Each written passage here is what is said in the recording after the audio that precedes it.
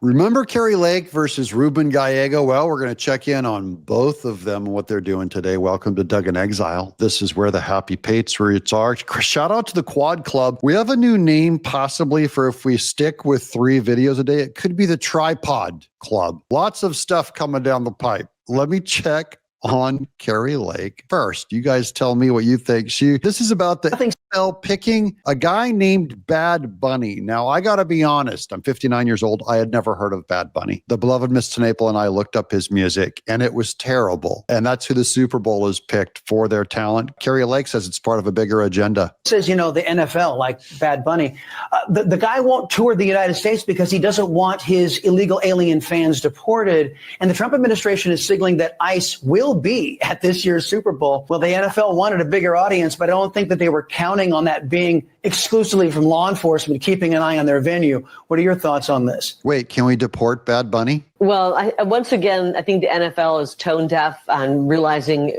who their customer and who their client is, I guess if you want to call them that, their fan base, the American football fan. And the American football fan, and really, even if you're not into football, people watch the Super Bowl. And for fans, I'm one of those people who is not into football at all, and I watch the Super Bowl every year. I get every snack. You guys can tell me what snack you get in the chat below. I get chicken wings, and I get all the chips and all the ice cream I want to eat, little hot dogs and corn dogs. And then I watch the halftime talent, which they should have gotten Weird Al Yankovic. Everyone loves Weird Al. I'll get back to Kari Lake in just a second. Let me do my ad read here from our sponsor, Chapter, who I have come to truly grow to love and respect. My seniors are dealing with nonstop robocalls, text, junk mail, but luckily, Chapter's here to help. Look, this is one of your texts to me. The Medicare premiums are going up because of the cancellation of the Biden's COVID subsidies. Obamacare didn't fix health care coverage or premiums. The Medicare premiums have been rising every year since COVID, blah, blah, blah, blah, blah. You guys are talking about how Medicare is just a nightmare. Don't face it alone. The prices are changing all the time. You need an expert to guide you through it, like my buddies at Chapter. You can trust them to review every plan nationwide and recommend what actually fits your needs. Average viewers of mine, you guys have said, some of you have said that you've saved $3,000 a year. The average person that calls in saves $1,100 a year. The call is totally free. Call 631-961-8696. Call my buddies at Chapter. That's 631-961-8696 and tell them Doug sent you. And now back to the show. We're going to get right back to Kari Lake, and then we're going to go to Ruben Gallego after this, so hold tight. Families to be gathering and watching the Super Bowl and to be putting, a cross-dressing guy up there pushing an agenda, the LGBTQ plus whatever agenda. I think they have not figured out that the American people are tired of that. It's offensive. They're just trying to push away that, every last fan.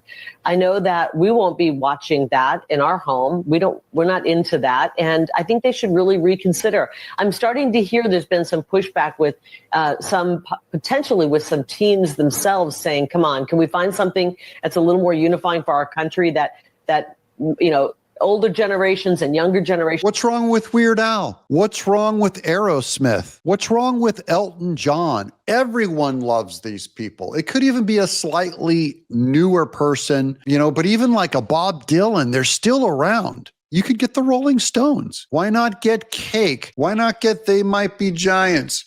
Why not get something that everyone would love, including the youth? You don't have to just completely abandon the whole older part of your audience. Can all watch, and that would be an enjoyable show. Hopefully they will reconsider. This is the worst pick they could have chosen, in my humble opinion. I have a better idea on this, and I thank Kari Lake for weighing in. We're going to get to Ruben Gallego, but wouldn't a better thing be that now that Super Bowl has the young and the kind of, the young kids covered with Bad Bunny, why not just add on a second half of the halftime show? And I don't care if you spend hardly anything, put one person up there, with a guitar, the Oliver Anthony guy, or just some regular guy. Don't spend any money on it, but give something for us and just add it on to the Super Bowl. Here's Ruben Gallego getting caught saying, what do you think do you want armed police on the streets to help deal with violence? You were saying it's unconstitutional what President Trump's suggesting with doing the military exercises or ground training in major cities. Sure. And was wondering if you could respond to Republicans saying, well, hey, even just the presence of military in these cities, like using D.C. as an example, has deterred crime, street crime. What's your response to that? Well, look, if the president wants to focus on street crime, I'm with him. Let's hire more police officers. He wants to get a program together that the federal government will fund for these high crime cities, for them to hire more police officers. If you want to help reform their laws, bring more DEA, FBI, and any other kind of. He almost said bring more DEI, diversity, equity, and inclusion. Oh, no, I didn't mean that. Bring in more law enforcement. Ruben Gallegos. So basically he's on board, but he still says Trump is doing it illegally because he doesn't consult with them. And we're done with you. We're done with consulting you because our cities are burning and it's an emergency, and the president has got a job to take care of it. And he does not care because you tried to shoot him and this is his last term. He does not care about your rules anymore. He's going to go in and fix the problem. Speaking of fixing the problem, we did a piece earlier today about the Southern Poverty Law Center being a racist hate group. Here's Kash Patel. It got come to his attention. Kash Patel says the Southern Poverty Law Center long ago abandoned civil rights, which I've been telling black voters forever, work, and turned into a partisan smear machine. Their so-called hate map has been used to defame mainstream Americans and even inspired violence. That disgraceful record makes them unfit for any FBI partnership. So the Southern Poverty Law Center was still a partner of the FBI up to this week until it was brought to Kash Patel's attention. This is how our government, the corruption in our government, guys, is so deep. It's going to take years to pull it all out, to extract it. Thank goodness we have social media to call out Southern Poverty Law Center. And he says they inspired violence. That is, they're a hate group that inspires violence. Sickening. In April, during our anti-Christian bias panel, I made it clear that the FBI will never rely on politicized, agenda-driven intelligence from outside groups, and certainly not from the SPLC. Under this FBI, all ties with the Southern Poverty Law Center have officially been terminated, the ones that they kept trying to reinforce through Comey. Breaking, Kash Patel's FBI cuts all ties to the Southern Poverty Law Center. Good. Here's just a weird random story I found really interesting from the U.S. Secret Service. I check them every once in a while. This is from the U.S. Secret Service. The Secret Service dismantled a network of more than 300 SIM servers and 100,000 SIM cards in the New York area that were capable of crippling the telecom systems and carrying out anonymous telephonic attacks, disrupting the threat before the world leaders arrived for the UN General Assembly. So this was all done to disrupt the UN. Look at all these little servers with other little antennas plugged into some crummy little hole in the wall. This is not high-tech stuff, guys. These are all SIM cards that go in the back of your camera, in the back of your computer, all plugged in. All these little chips. That is an amazing piece of low-tech, high-tech, and we dismantled it. And guess who did it? It's China. How come we don't have our stuff all over China? Now, here's Adam Carolla on the streets of LA talking about how we're going to get a little more into Gavin Newsom, how they do not want LA to recover or be rebuilt. Here's on the fire update with Adam Carolla. 9 months since the fire. 9 months. No construction. Zero construction. No forms. No form ties. No 1x6. No headers, no king studs, no trimmers, no womanized bottom plates, no J-bolts, no joist hangers, no HDs, no Simpson straps. Okay, you get it, guys? No Tico clips. There's no OSB, no CDX half-inch, good one side, struck one, no oriented strand. Karen Bass ordered an executive order to clear a way for Angelinos to rebuild their homes. They have not allowed one home to board.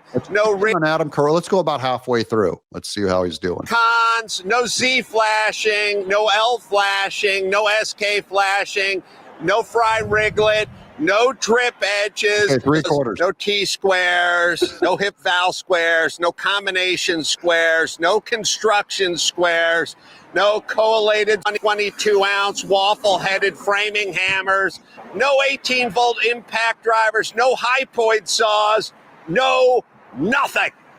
Nothing. You get nothing in LA. They're doing nothing to rebuild, which I was first to predict. When I saw that first place burning down, anyone who's ever tried to build something in California, you know one thing: they hate construction. It is a whole place that is built to not do construction. They believe it's bad for the environment. They would love all this to go right back to what it was, whatever it was 3,000 years ago. A bunch of cavemen, trading seashells and fishing off a village on the Pacific Palisades. But that's not the only liberal lunatic. Let's get to Jane Fonda here over on CNN. This is just awful. Our statement is when they come for one of us, they come from all of us. We're going to stand. Oh, I thought of this last night. We're going to engage in creative, nonviolent, cooperation. CNN. Oh, this is Jane Fonda. I got one. This is like a writer's room. I got one. Nonviolent, non-whatever engagement. Here's two blondes on TV. Sorry to the blonde people in my audience. I will not impugn your character for being blonde. Like these spooky, spacey ladies, but especially Jane Fonda. CNN. We'll take it. I'm good. I knew you would. But she's so proud. Look at her. Got it. Dana Bash. You have been in the political crosshairs of presidents before. Oh, in the crosshairs. No, she hasn't. This is an actor. You're a California imbecile. Your people can't build anything. You don't want anyone to rebuild anything. You're an actor. And now she's trying to say like Trump's taken away all the actors' free speech. And here comes the actors coming in for free speech. They hate free speech. They hate that you and I can share our ideas in public. Wait, here's the DOJ figured out how LA Democrats are blocking Americans from their legal right to carry a firearm. The U.S. Department of Justice is suing the L.A. County Sheriff's Department, accusing it of violating people's Second Amendment rights. Specifically over the department's handling of concealed weapon licenses. Our Witness News reporter Sophie Flay is here now to explain why and to tell us what the sheriff is now saying about this. Sophie? Yeah, David, it started with an investigation. Now we have this lawsuit, and LA County Sheriff Robert Luna says he's disappointed to see the lawsuit and that some of the accusations don't add up. I'll cut to it because it's something Harmeet Dillon posted. 100,000 requests for licenses and only 2 of them granted in like 3 months. They're basically, by default, stealing your gun. Justice delayed is justice denied. Here's a spooky one. I'm not going to end on this one, but this is really troubling for me because I'm a pro-lifer. Here is government authorized murder. This is out in Canada. You know how they always Canadianize? Well, they murder their old people. Canada euthanizes an elderly woman with dementia. They euthanized an elderly woman right here with dementia. So she could not have consented if she has dementia. Old people with dementia. If I get dementia, I'm sorry, I get it. I'm a robot body. I have no, I look like I'm soulless. I'm just walking around staring. You can't kill me. Don't harvest my organs. Don't kill me. I get it. You know what I get? I get life is terrible. And our batteries are slowly going out and we're going to die. I see it. I see the crepey paper-like crepey skin on my body. And I see young people, they're 22 years old. Hey, look, he's young and vibrant.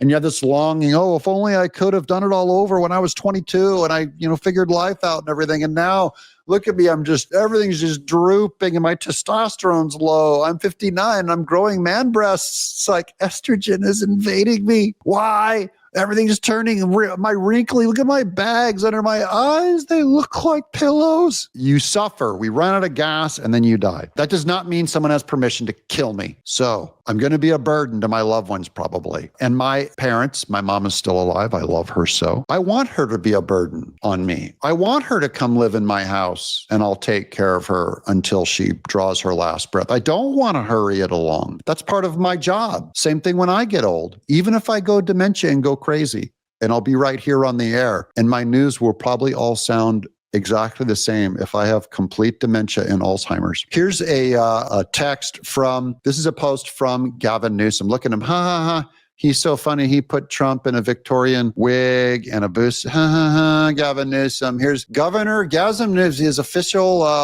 website of politics. New profile pic in honor of our queen. In honor of our queen.